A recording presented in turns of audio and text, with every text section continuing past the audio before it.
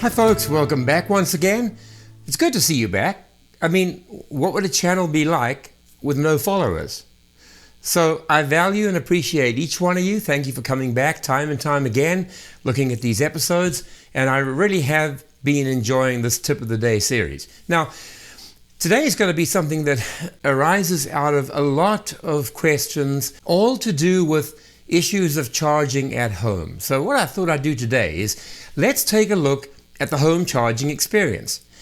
Let's take a look at how we use our home chargers, our wall chargers. Let's have a look at using the mobile charger.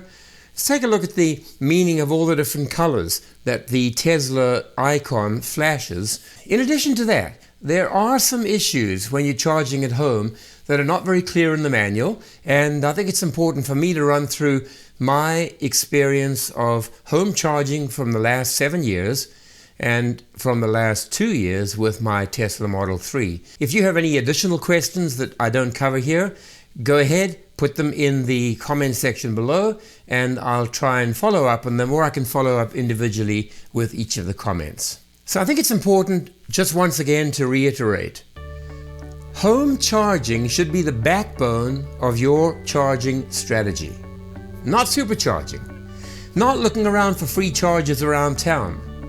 It's true that we can use L2 adapters and we can use CHAdeMO adapters to be able to charge from other public chargers. My point is that slow and controlled charging done at home is better for your battery in the long term. Elon himself has said that to us. And for many of you, unfortunately, it's not a possibility. You live in apartments. For those of you who do have access to either a home charger, or secondly, you can use your mobile charger. And a friend of the channel, Lane, whose face has appeared in many of my videos, he has a 220 volt socket at home, and he plugs his mobile charger directly into that and gets a much faster charge rate than he otherwise would have got. So sit back and enjoy it, and have questions at the end, please feel free to add them in the comment section. So we're looking at the rear side of the Dragon Cave. Let's go inside and I can show you. So it's a pretty useful shelter. Big thing is that it keeps all of the rain, all of the bugs, all of the insects, pollen, leaves, all kind of sticky things off the car. There it is, and of course, yeah, the front and the back can both zip up and be rolled up. So here we are outside, and this is my 7-year-old Schneider Electric EV Link home charging unit. You can see there that indicates that charging is happening right now. And it sits outside. It's completely waterproofed. We sealed off all of the edges, properly fitted out by an electrician. And it's been giving us good service now for the better part of 7 years. When you want to charge at home, there are many ways you can open the charge port door. One of them is through your phone app. The other one is through the touchscreen in the car. Yet another way is to put your finger in the lower right hand corner and just push. Now that works if your magnet that is underneath the flap has not disconnected and fallen out somewhere. That does happen a lot, but it's easy to get a replacement. In the meantime, I have one of these old school L2 chargers, and as you can see here, this is not a Model 3 compatible charger. We've had this for 6 years and we've used it on the Nissan LEAF, but of course in the days that I bought my car, they provided an L2 adapter with a Tesla connector at one end and the L2 at the other. So if I connect these two together, there we go, like that, I now have a Tesla compatible L2 charge handle. So as we plug this in, we're going to notice a difference in the color, a different activity here. So let me go ahead and do that. Now you'll notice that the color has gone orange and it's blinking. And that means I didn't put it in properly. It means that the connection was not good. Let's open it again. This time I'm going to insert it all the way. And now it goes dark blue. In a short while it begins to blink a blue color, and then the color changes to a flashing or a blinking green color, and I get a message on my phone saying charging started at 5:39 p.m. So this is going to continue, of course, for a while, and we're going to come back once the charge is completed and take a look at what the change to the colors now are. So that's good news for all of you that have an old-fashioned L2 charger at home. It's quite easy to modify it to be fitted into your car. You don't need to buy the Tesla charger. But of course, we can also use the Tesla mobile connector that comes with your car. We'll take a look at that now. Well, that's the carry case. It comes with your mobile charger when you get the car.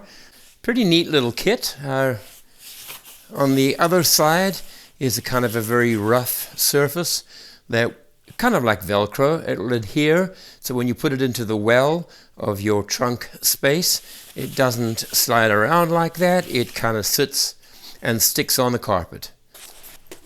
Okay, so that's the charging wand.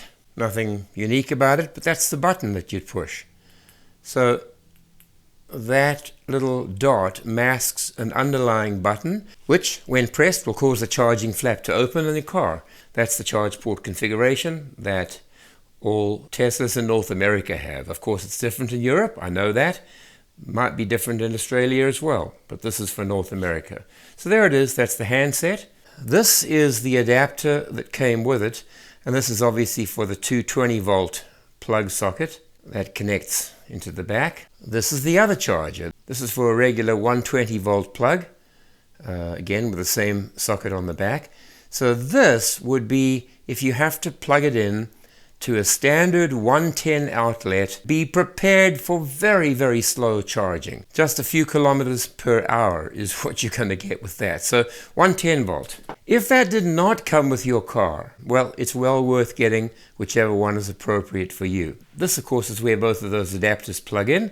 This is the charger itself. This is what grabs the current from your wall outlet and converts it down into what is fed into your car. So we would connect this to that, and there it is. So it fits, basically fits flush, and that now plugs into the wall. So it's pretty simple, and it's really nice that you get this.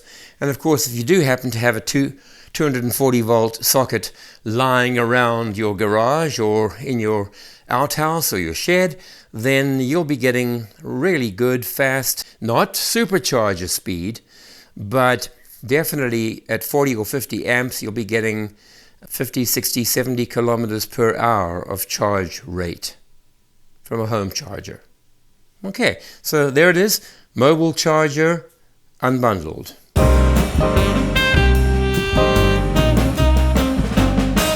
So here you can see that we're in the charging app. It's charging at the rate of 45 kilometers per hour. It's charging at 30 amps. My breaker is set to 30 amps for that connection. 231 volts.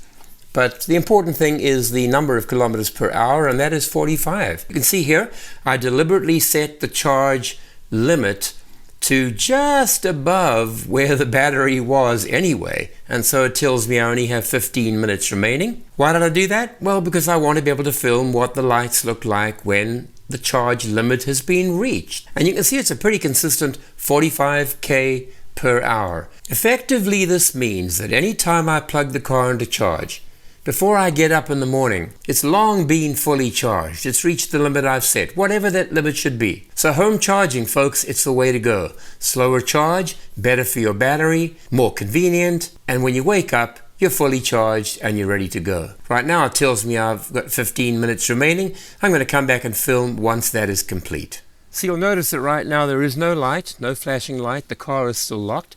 I'm going to try and unlock it just because my phone is nearby. But I'm filming with the phone, so let's see if that works. Give me a moment.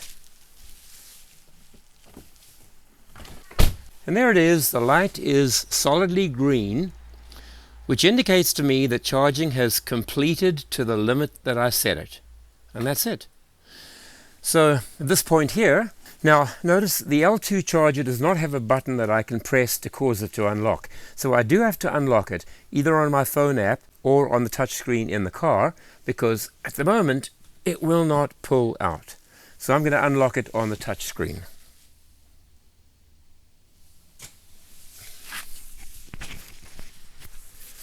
You might have heard that.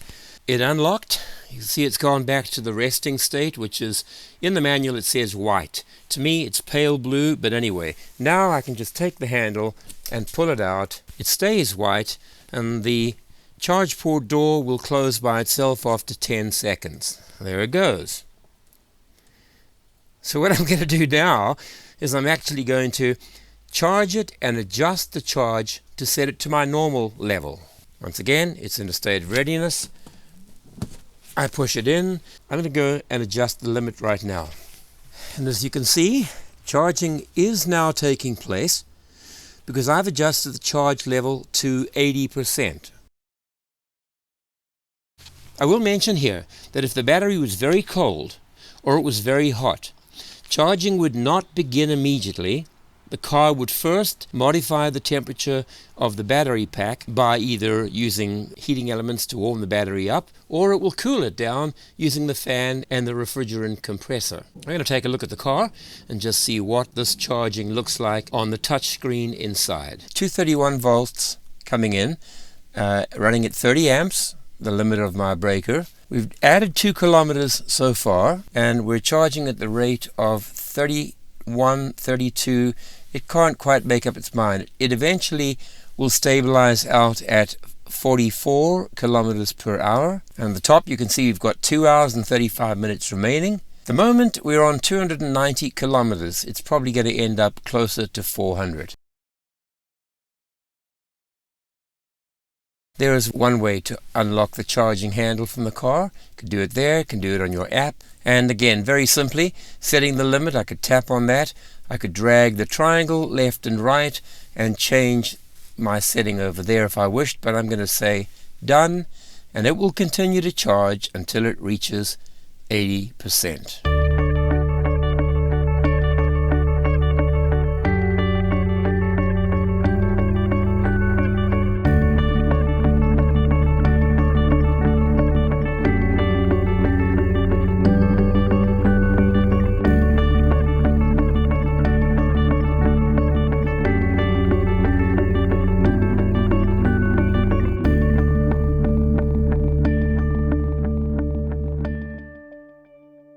That's the end of episode 41. It is Wednesday today, at least on the day that this airs. It will be Wednesday. We have one more tip of the day coming up on Thursday, and then I'm going to be doing the big install of my electric tailgate. And yes, I'm still trembling, but I've done enough watching on YouTube channels and reading up to be fairly confident. And the trick, folks, is this: have the tools and the materials you need on hand. Don't get into the job and discover halfway through that you're missing something. So I'm doing all of that tonight, and on Thursday I will be doing the install. So wish me good luck on that. In the meantime, thanks again for your support, and I just want to thank once again those who've donated through the PayPal link. It means so much to me. Running a channel is expensive, especially when you take precious hours away from your work. It's really tough, and I found it to be tough, but it's gratifying for anyone who donates. It might be $5 or $10, some of you $20. I appreciate it more than I can tell you, so thank you very much. Thanks again for use of my referral code. I'm gratified every time somebody uses it, and if you're thinking of a new Tesla, don't forget to use the referral link in the description below. Look forward to seeing you again tomorrow for the next episode. In the meantime, keep yourselves well, keep yourselves away from the coronavirus, and see this period through and come out healthy at the other end of it. That's it for now. I'll see you tomorrow.